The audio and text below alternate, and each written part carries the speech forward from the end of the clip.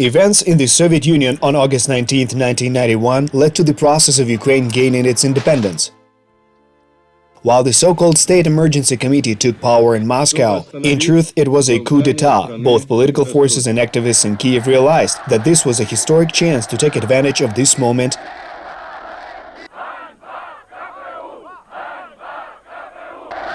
and on August 24, 1991, the Verkhovna Rada adopted the Declaration of Independence of Ukraine.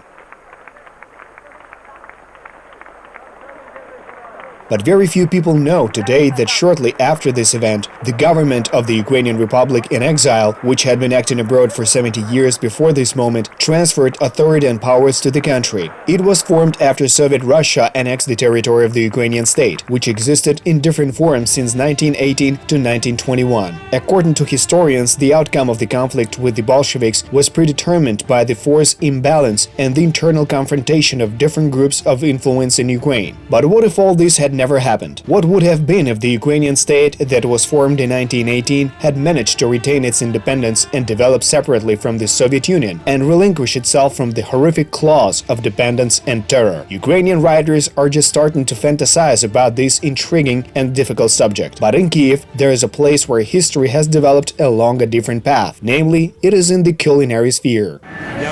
Together with my partner, I opened a restaurant in Kiev. Here we show what Ukrainian cuisine would or could have been if not for the hegemony under the Soviet Union. Chef Yevhen Klopotenko is not interested in what or how World War II or the Cold War would have been perceived with the participation of independent Ukraine. An alternative history of cuisine absorbs him, and his fantasy has a specific purpose. Over the past 2 years, I have been trying to change the attitude of Ukrainians towards nutrition. I'm trying to show what genuine Ukrainian cuisine is. I'm trying to free people from that Soviet diet, meaning the old one that is not modern and has absolutely no right to exist today. Where did the chef look for the lost treasures of Ukrainian cuisine? Why is it possible to order borscht and salo in his restaurant only in English? And what do modern Ukrainian dishes from the parallel world look like? UATV decided to go on a gastronomic tour that will allow to introduce a new culinary tradition. Yevhen Klopotenko is known in Ukraine as the winner of a culinary reality TV show, the host on his own TV project, and the author of several books. He, making a career on television, quickly came to the conclusion that it was not enough for him to be just another cook on the screen. Yevhen decided that he would use his recognition to break down stereotypes about Ukrainian cuisine. I conducted a test asking 100 people what exactly is Ukrainian cuisine, and 97 people failed to name more than 6 dishes: borscht, vareniki, salo, and some said pampushki, some said halushki and banush. Basically, more or less 6 dishes. Some mentioned cabbage rolls, while others referred to the famous chicken Kiev. And if a person cannot remember, then it means the dish simply does not exist.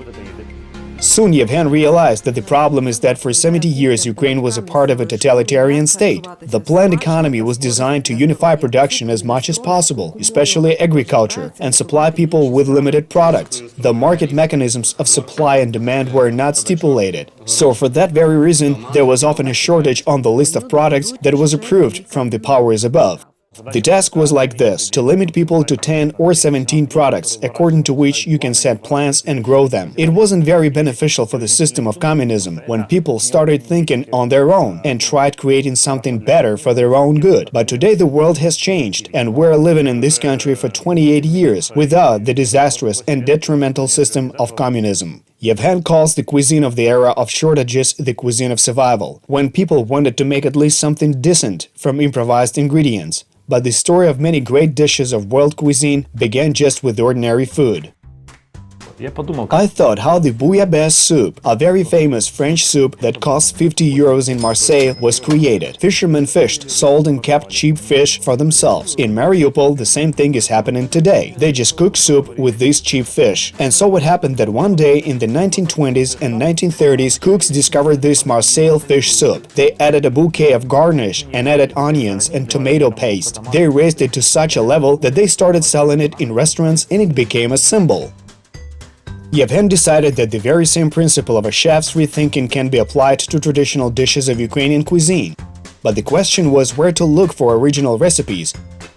So understanding the fact, the chef gathered a team of students and left Kiev. I had to go on an expedition for 2.5 years or even 3. We studied everything that we needed. We know that Lesya Ukrainka and Yevhen Franko preferred to eat, and we know everything about the food that the intelligentsia and writers ate. We were looking for correspondence between people, and we were looking for some special dishes. We found the book Eneida by Ivan Kotlяревский, published in 1798. In the book there are 140 dishes, though without the corresponding recipes.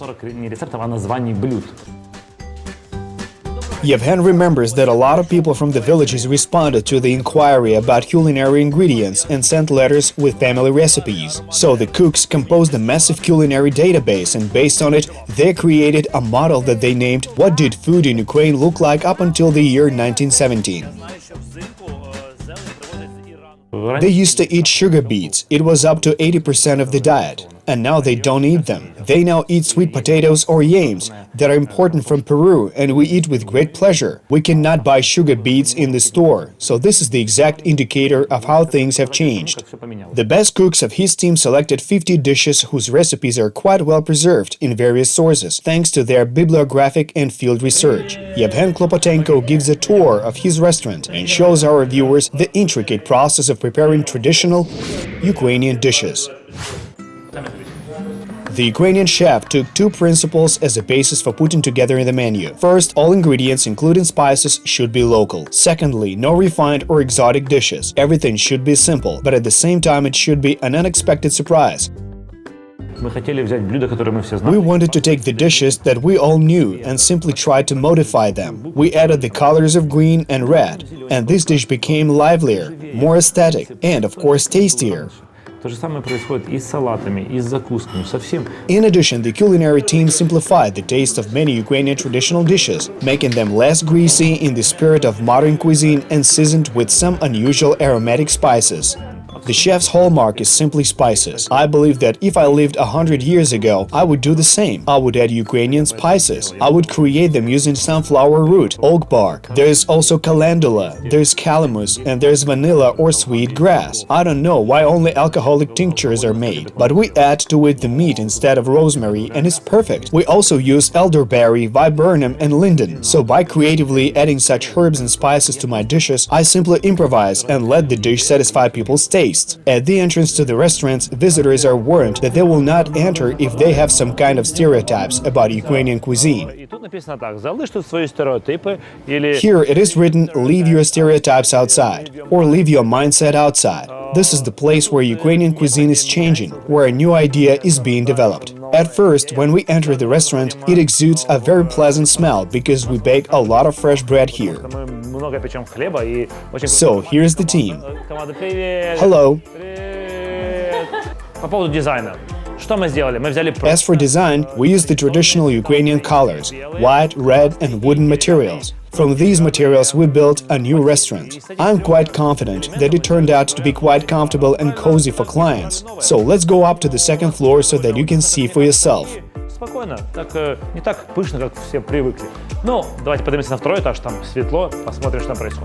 Our heart is the kitchen. Our kitchen is small, not the same as in movies. Everyone is used to the fact that a restaurant kitchen in films is large, but everything is very simple in our kitchen, and at the same time is very cool.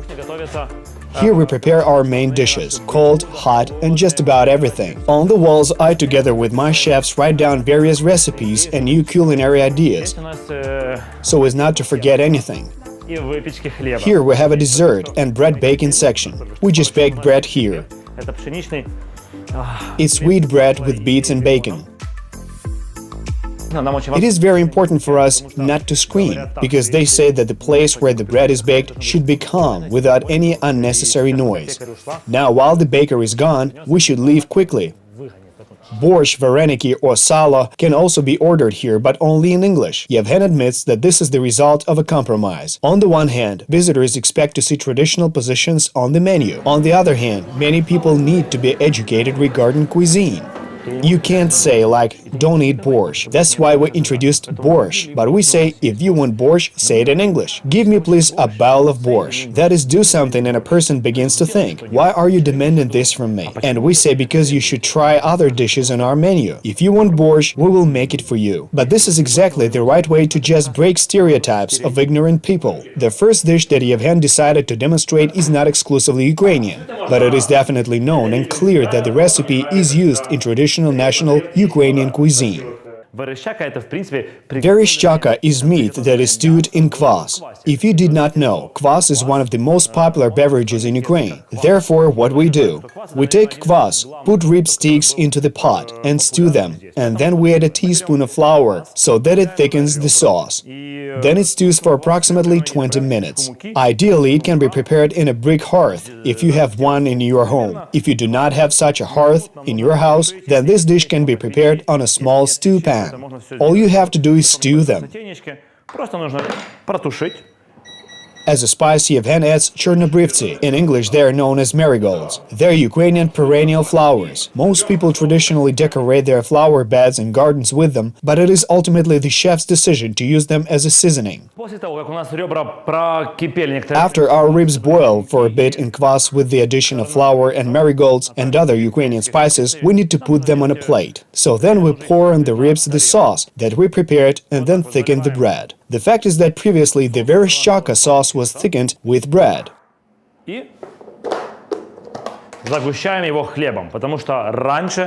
We baked such green bread and sprinkled a smidgen of peppermint on it to give it a unique flavor.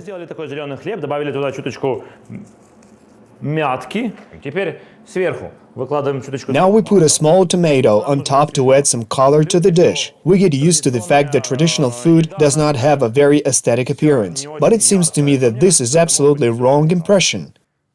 A small Jerusalem artichoke or potatoes if we want. Here's our first dish. It's ribs with sauce, tomatoes and potatoes. Halushki is a rather famous dish of Ukrainian cuisine. These are just pieces of dough boiled in water, which can be eaten with sour cream or added to soup. Yevhen even tried genuine halushki in the Poltava Oblast and realized what was wrong with them. They're usually cooked with a lot of flour and a lot of kefir, but they are very difficult to eat because they constantly clog the stomach. Therefore, what we decided to do is to prepare such small halushki. We took the dough and cut it into such very small pieces. This dough is simply made using only flour, kefir and salt, and nothing more. Meanwhile, Yevhen has already prepared cherries and meat, not for two types of halushki, but only for one sort. At first glance, the combination of cherries and meat is not traditionally Ukrainian, but if you read a lot of ancient recipes, then you will see that Ukrainians ate dumplings with cherries and dumplings with meat. These were two popular types of dumplings in Ukraine. And so I thought, why not to combine the combination of the tastes of cherries and meat? Yevhen places the boiled halushki on a plate and prepares the special sauce on an open fire. The meat cooked in cherry juice we place on top of the halushki just like this.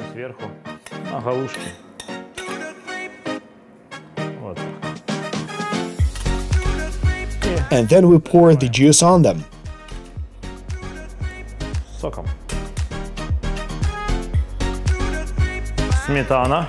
But don't forget about the sour cream and some dried nettle and dried beet.